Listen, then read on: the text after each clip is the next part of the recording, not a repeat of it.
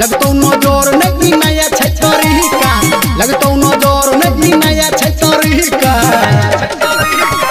गे छौरी कोले काजर कटिका गे छौरी कोले काजर कटिका डीजे दयानंद दुलदार सरस्वती स्थान कठरा ढोल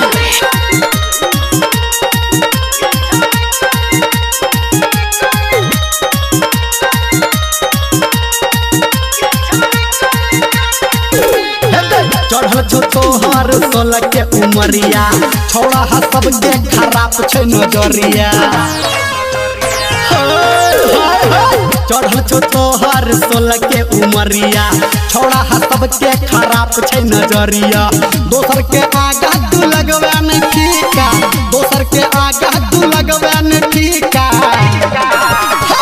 गे छौरी कोले काजर के टीका गे छौरी कोले काजर के टीका डीजे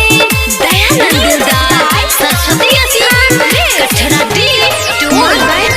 रिकॉर्डिंग स्टूडियो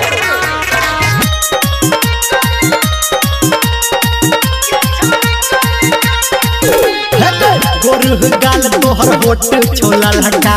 ऊपर से छौरी मचावे छत हलका